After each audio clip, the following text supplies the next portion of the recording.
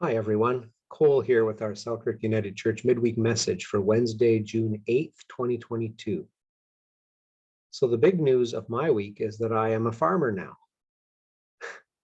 Not really. We had to have a tree taken out of our front yard last year, which was too bad, but we have planted another one in a different spot and a few more shrubs to make up for the loss of a nice big spruce tree. But there was a big space where the spruce tree used to be. So after a number of other steps, we have now got some grass seed growing where the big empty space once was. It's been a couple of weeks now, and I was waiting patiently through the first week, then starting to get worried as the days progressed and no grass yet. There were a few signs of new grass here and there, but I was worrying.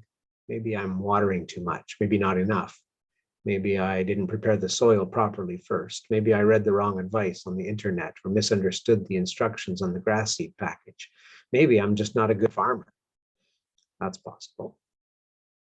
But then a couple days ago, things started looking a lot better. Lots of little green blades poking up through the surface. And the next day, even more, looking even better. And this morning, it's looking like a really good crop. I know I've just got a small operation going, and my heart does go out to those who make their living off the land and who are going through real worry and serious issues this season, and many other seasons too. But even if it was just for a moment, I kind of sensed what farmers must go through as they plan and prepare and work and wait and hope and work some more and worry some more. It's not a life that all are called to, but I'm sure grateful that we have some good ones around here, around part of our family, who continue to do that important work. Actually, my grandparents on both sides of the family farmed, and some uncles and other relatives did too. A few are still at it in Saskatchewan. So I do have some memories of time spent on the farm, and I know that that life can be so rewarding, not to mention so important to sustaining life on our planet. But also it can be so unpredictable and so dependent on so many factors. Let us keep the real farmers in our prayers as they face this stressful time. I also wanted to share with you today a little reflection. It's not about farming, but it is about the natural world, God's beautiful creation and plants that grow. This comes from Anne Deneen. She writes this. When my daughter was 7 months old, we climbed a small mountain in central Maine, up through the woods, sometimes too steep, and I would need to stop and breathe as I was carrying her strapped to my front. At one point, the path followed the ragged edge of a high pond.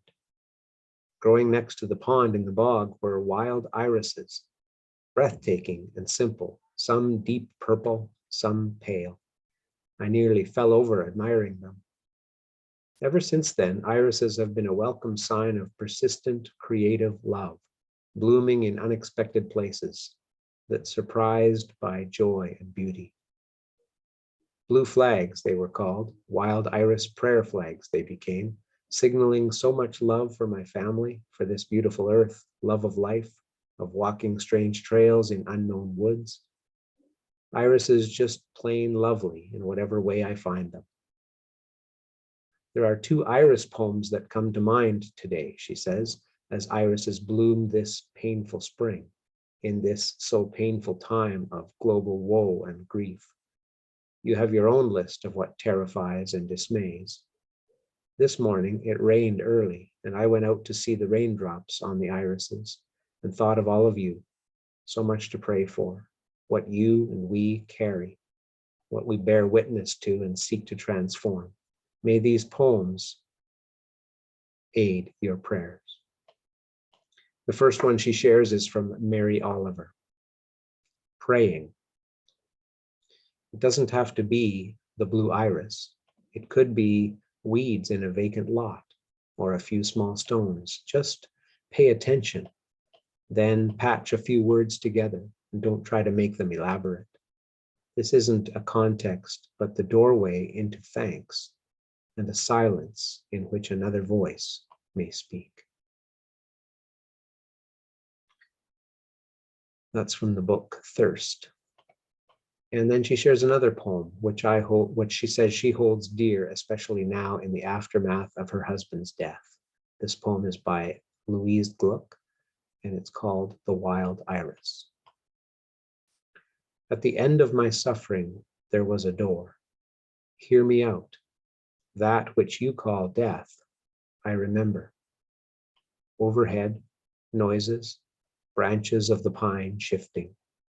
Then nothing. The weak sun flickered over the dry surface. It is terrible to survive as consciousness buried in the dark earth. Then it was over. That which you fear, being a soul and unable to speak, ending abruptly, the stiff earth bending a little. What I took to be birds darting in low shrubs. You who do not remember passage from the other world, I tell you I could speak again. Whatever returns from oblivion returns to find a voice. From the center of my life came a great fountain, deep blue shadows on azure seawater.